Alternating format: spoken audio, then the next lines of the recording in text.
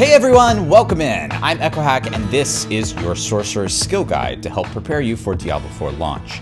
In this guide, I'm going to go into detail on each and every Sorcerer skill and share my analysis on the class as it stands today. You'll see these helpful skill cards throughout the video, so if you're unfamiliar with the skill, then you can read its effects right here. Even better, we can make comparisons with previous versions of the game, since myself and other MAXROLL creators were able to play a significant amount of time back in the December's press preview beta. So you'll see a few comparisons scattered throughout the video here and there from these early skill card prototypes. Sorcerer is the most beginner-friendly class in the game because their skills are easy and straightforward to understand. Need to cast a fireball? Just right-click. Teleport? Point and click.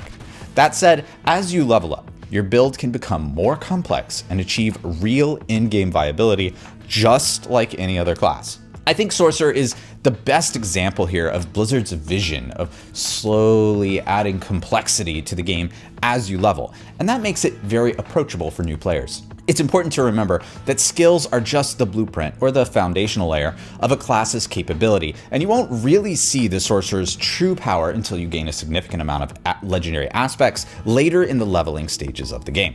All that said, let's jump right into our basic skills. Firebolt is an excellent basic skill that pairs well with burning-based builds. However, it's not the most optimal first choice when leveling your character for the first time.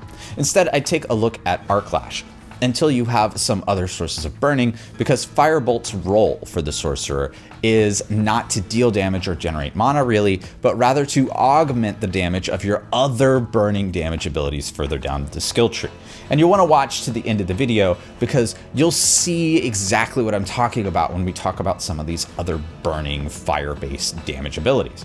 Now that makes this 20% multiplicative bonus from the glinting upgrade more valuable for endgame builds and flickering more valuable for leveling. The enchantment effect, by the way, isn't particularly strong, and you'll have plenty of burning damage from your main damaging skills. Now, Arclash is Sorcerer's best basic skill with an insane 42% damage. Even melee classes don't get that level of damage on their basic skills. Even better, it has built-in stun, an extra swipe on critical strikes, and cooldown reduction built into the glinting upgrade. Take this skill immediately at level 2 for leveling, and it will carry you to at least level 20 or 25 before you get your first legendary aspects and start thinking about retooling your build a bit around a particular set of items. Arclash has an interesting enchantment effect too that can provide a guaranteed stun, which might prove useful from a defensive standpoint at endgame. Now, Frostbolt is another strong basic skill, and it's the best basic skill for generating mana. If your build is particularly mana hungry and it also chills and freezes enemies, then you'll want Frostbolt in the mix with the glinting upgrade. The flickering upgrade is okay, but because Frostbolt is a single target skill, making enemies vulnerable one at a time is inefficient, and later on there are better ways to make enemies vulnerable. Still, Frostbolt performs extremely well in single target scenarios, and any Frost Mage will be happy picking this up later on. Spark is Sorcerer's weakest basic skill, as it's weirdly good in area of effect damage. But most of Sorcerer's core damaging abilities do AoE damage anyway, so you don't really need this aspect in a basic skill. The flickering upgrade for crackling energy has a low chance to trigger, and glinting can only add up to a 10% critical strike chance, and that's not to say that this is like a trash can tier skill, but there really are better options available to you as a lightning sorcerer like Arclash. Alright, now let's jump down to Sorcerer's core skills. First up is Incinerate. This skill does decent damage, but comes at the cost of forcing the Sorcerer to sit down and channel the ability. It's important as a Sorcerer to always be on the move and stutter step micro your character whenever possible to prevent incoming damage, since the class is generally less tanky than other classes. This makes Incinerate a poor choice, in my opinion, despite it doing decent damage. I'd say this is true of almost any channeled skill in the game, so be careful when you see the channeled tag. Fireball is the most expensive and better choice for burning Sorcerer. The greater upgrade is an incredible option here, allowing you to stack tons of burning damage and then doing a chunk of that instantaneously and automatically every time you hit with a fireball. Fireball has a unique item, by the way, that provides a bouncing effect later in the game, making this core skill an absolute monster and truly end-game viable build option. Triggering your percentage-based burning damage over and over again with a bouncing fireball will quickly burn any enemies to a crisp. The namesake Frozen Orb from Diablo 2 is back, and it's better than ever. Not only does it do incredible AoE damage, it also has a 30% multiplicative damage modifier built into it, and the greater upgrade provides a guaranteed AoE method of inflicting vulnerability on enemies. The enchantment effect synergizes nicely and encourages you to max out your ranks in Frozen Orb in order to fill the entire screen with frost. Still, I'd expect Fireball here to outperform this at endgame, but while leveling, Frozen Orb is a true contender, and you might choose to go this route if you gain some legendary aspects that buff Frozen Orb or your frost abilities. Now, Ice Shards is a disappointing skill for the Sorcerer, and it does poor damage with poor utility. It's difficult to make the destructive upgrade work in practice, and freezing enemies becomes more and more difficult at endgame due to how hard CC mechanics work. Let me explain this if you're not aware. Diablo 4's control impairment effects on enemies works kind of similar to Diablo 3 if you're familiar with that, in that CC effects will cause the enemies to become unstoppable after a certain amount of hard CC effects are applied after a certain period of time. So you just can't freeze or stun enemies again and again and again forever, and that significantly reduces the utility of any skills in the game that require these effects to trigger to deal their damage. So in general, I'd avoid Ice Shards for now, and I think it's unlikely that we'll see this skill at endgame or in the meta anytime soon. Chain Lightning is an incredible leveling ability, and in fact, during the open beta, it might have been the best leveling ability in the entire game. It is remarkably easy to use as well, and I'd recommend it out of the gate until about level 20 or 25 when your legendary aspects start coming online, and you might find more utility or damage in other abilities.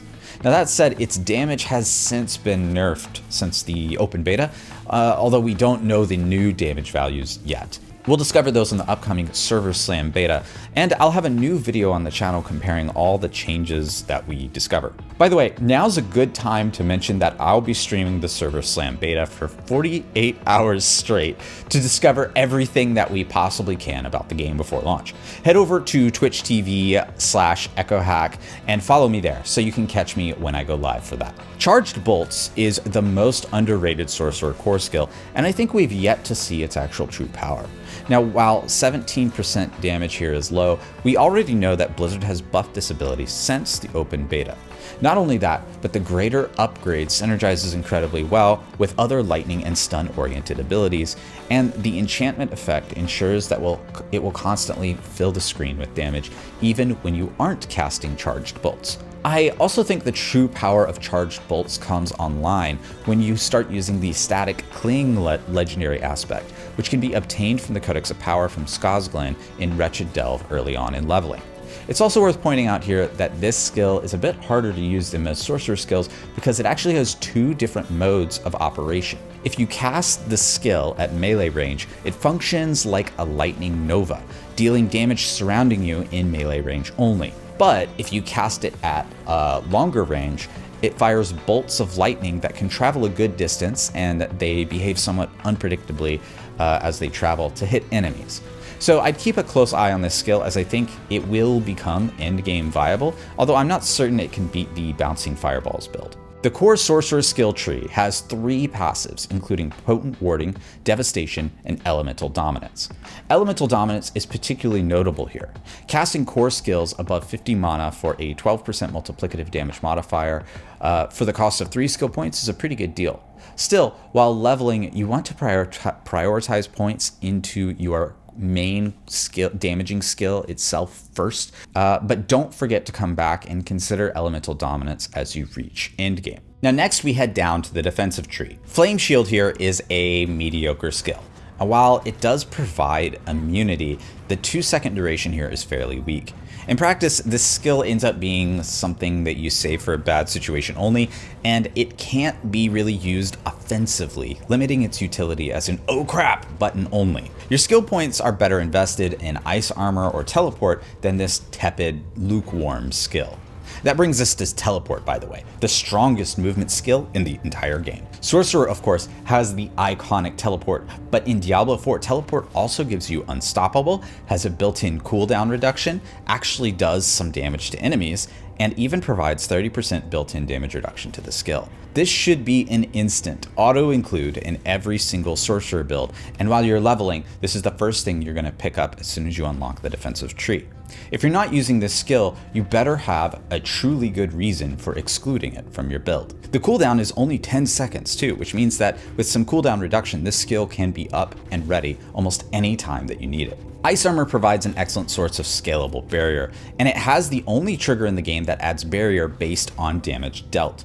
It also provides an impressive source of mana regeneration, and the mystical upgrade here is an even more impressive source of even further barrier and survivability. Note that this is a frost skill, but it doesn't particularly synergize with other frost skills, meaning that if any sorcerer build needs barrier, that this skill can slot in easily to any build. I'd keep a close eye on this skill for endgame builds, especially if you need significant survivability or barrier mechanics to make your build really shine. It's important to note that the sorcerer class has a large number of barrier mechanics compared to other classes, and you'll find that this might be your main focus instead of fortify or healing. Frost Nova performs poorly, and enemies just don't stay frozen the way that you'd really like them to for such a short-ranged and short-duration skill. Much like Flame Shield, this ability is only useful on the defensive, and there's little chance for this to land in an in-game viable build in my opinion. You want to avoid this skill as it's far less useful than it seems, especially as you level, and you won't gain much from the 2 seconds of freeze.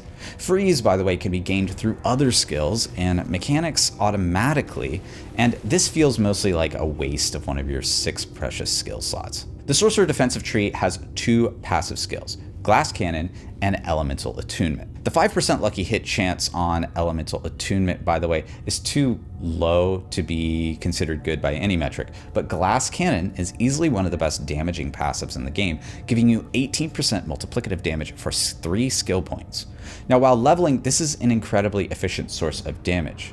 At endgame, the increased damage that you take is something that you're going to have to carefully balance if you want to continue using this passive.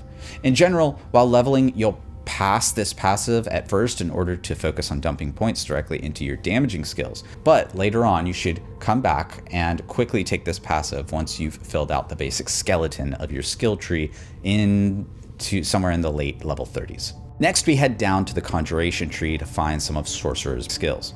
First up is Ice Blades, which at first glance looks like a pathetic skill. However, if you look closely at the invoked upgrade in the enchantment effect, Ice Blades quickly becomes an insane ability, allowing you to absolutely demolish every cooldown that you can imagine.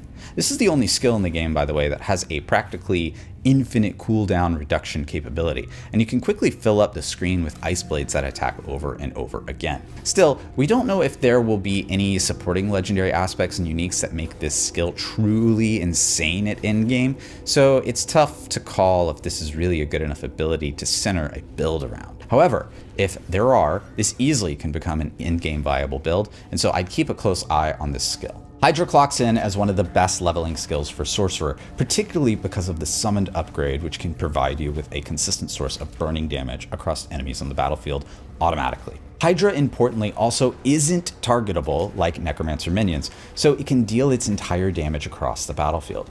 This makes it incredibly effective at dealing with single target damage, or AoE. This makes it incredibly effective at dealing single target damage or area of effect damage, and the flexibility of this skill is incredible.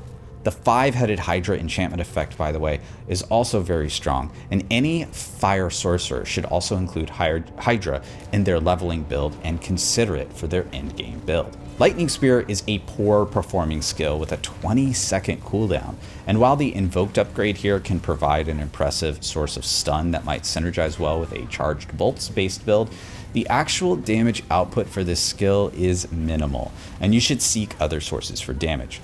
Lightning Spear is just a little bit too clunky to really use, although Sorcerer does have a key passive, at least, that reduces the cooldown burden somewhat. Still, unless you are using critical strikes and stuns to trigger other more damaging abilities, I'd avoid Lightning Spear and save the precious skill slot for something else. The Conjuration tree has 5 passives on it, including Precision Magic, Align the Elements, Mana Shield, Protection, and Conjuration Mastery.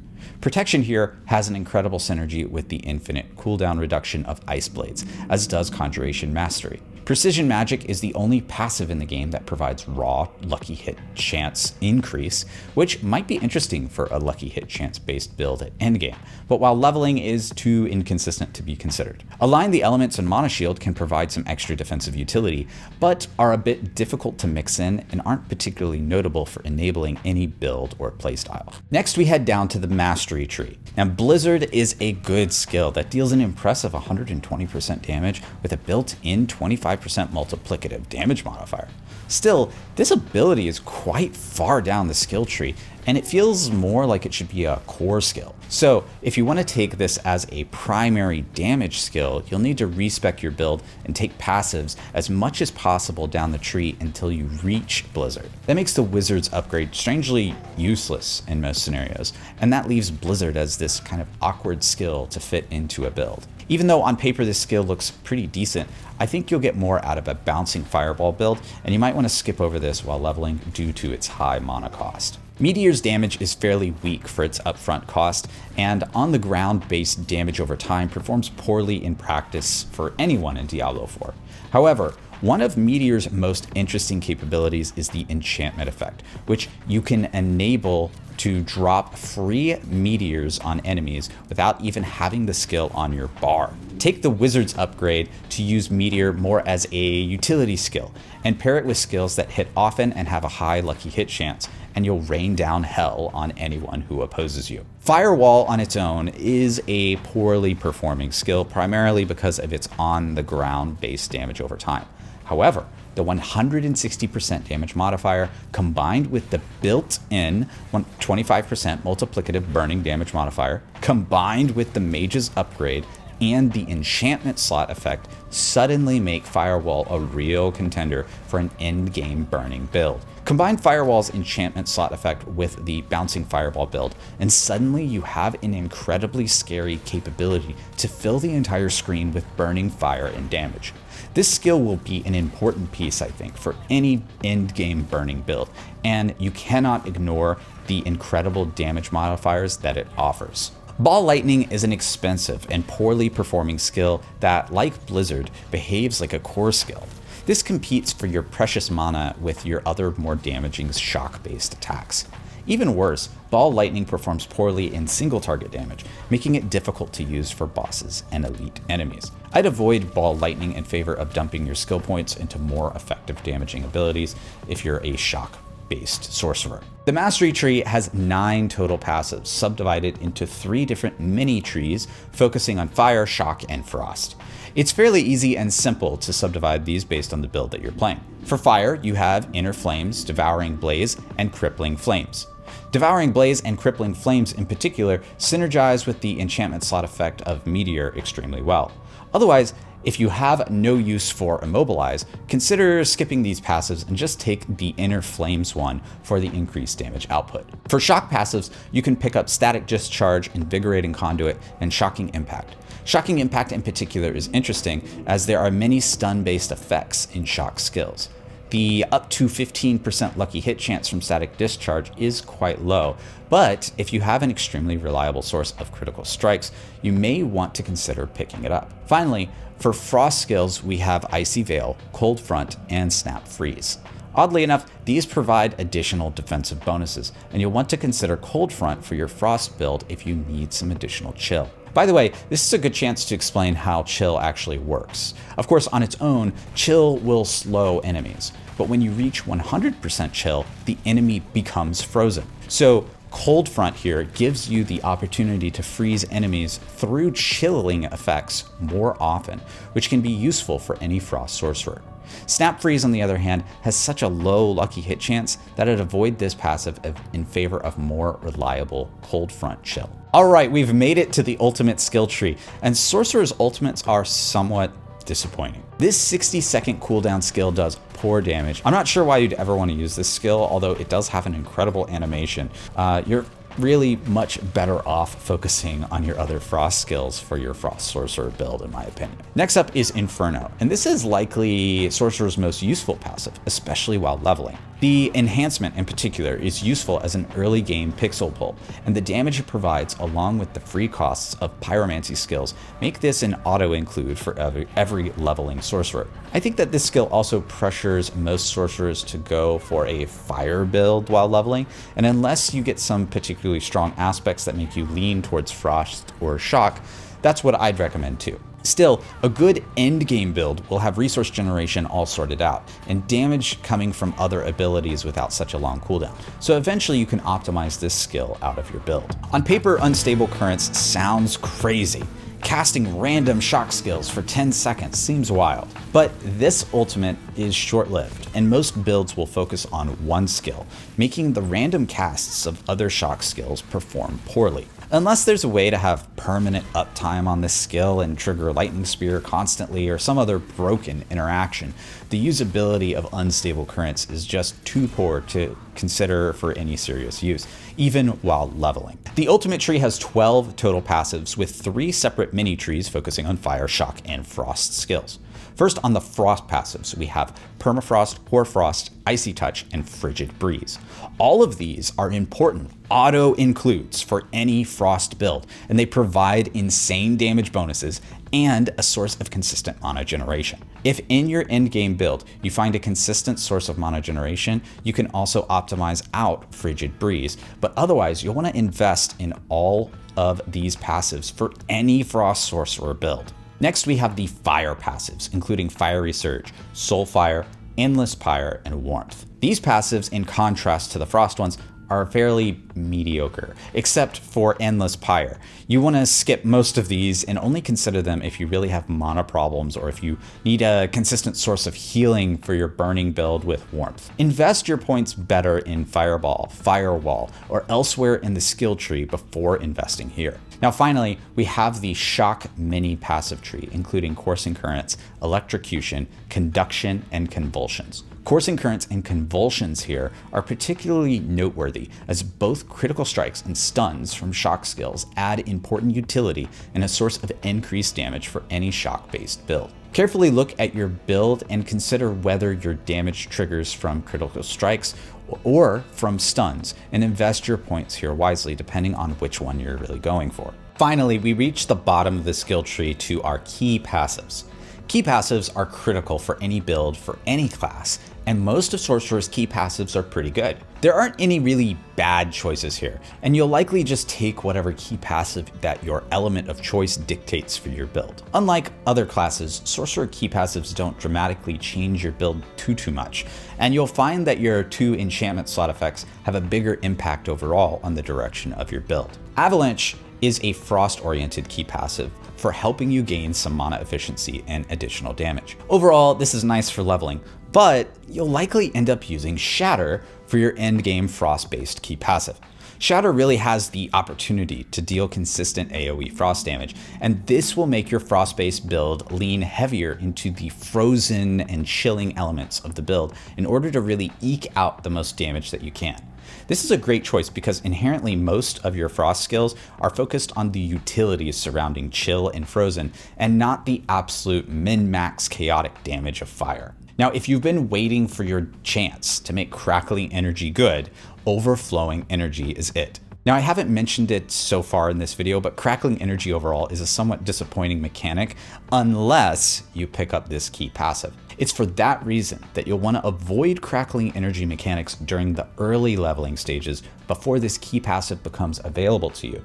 And if you happen upon some legendary aspects or uniques that augment your crackling energy mechanics somehow, consider respeccing into this key passive and other crackling energy based shock skills at that time. The cooldown reduction here, by the way, when combined with additional cooldown reduction on your helm or from other sources, can really enable some otherwise impossible builds.